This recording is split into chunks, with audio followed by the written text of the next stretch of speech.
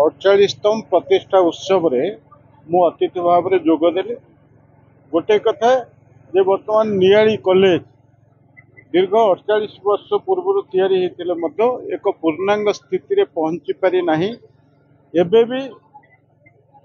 छात्र छात्री माने हॉस्टेल रहिला भलिया हॉस्टेल तैयारी हेनी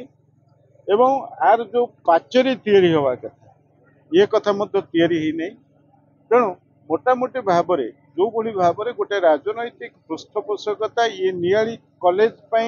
आवश्यकता थिला। जो माने एठी प्रतिनिधित्व करके जाइचंती सेमानकर अनुदान अवदान विशेष भाव में ये कॉलेज पई न रहिबा कारणरू ये कॉलेज रो अनेक आवश्यकता आज पूरण हो पारि नाही। तेणु से दृष्टिकोण निश्चित भाव में आमे एठी सांसद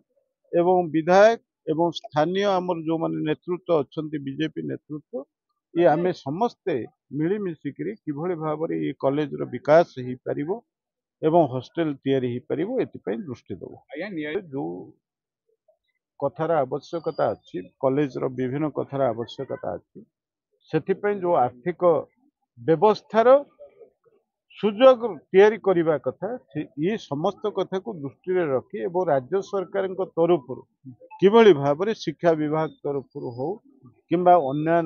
व्यवस्था हो जदि किसी आर्थिक सहायता करा जाई पारिबो आमे सेथिपई निश्चित चेष्टा करिबु एवं नियाली कॉलेज रो ये समस्त आवश्यकता पूरण को आखि आगे रखी आमे काम करिबु। प्रथम आज नियाली महाविद्यालय 48तम प्रतिष्ठा उपलक्षे समस्त छात्र छात्री अध्यापक अध्यापिका एवं समस्त नॉन टीचिंग स्टाफ मानक मोर आंतरिक शुभेच्छा अभिनंदन ज्ञापन करुँ। निश्चित भाव में जहाँ आपण कहले जे 48 वर्ष आज पाद थापी नियाली महाविद्यालय किंतु जो भली भाव में विकास हवा कथा विकास है नहीं कारण आप देखिए निमापड़ा कॉलेज पर जदि सबुठू कि सर्वपुरातन कॉलेज होची ए अंचल नियाली कॉलेज कि जो भली भाव में दीर्घ गोटे 24 वर्षर सरकार रहिले किंतु ता पूर्व बहुत सरकार रही मु कहा दोष देवाई चाहूनी किंतु आमर निश्चिंत कौटी ना कौटी राजनैतिक इच्छा शक्तिर अभाव रही आज नियाली कॉलेज अवहेलित रही। तेणु आज आम आसीलु आज प्रतिष्ठा दिवस अतिथि जोग देइथिलु माननीय सांसद एवं माननीय नियाली विधायक आज निश्चित भाव में कॉलेजर समस्या प्रति अवगत हेले एवं ये जो डबल इंजिन सरकार अच्छी आज मोदी नेतृत्व केन्द्र में एवं मोहन चरण माझी नेतृत्व राज्य में समस्त बीजेपी उभय सरकार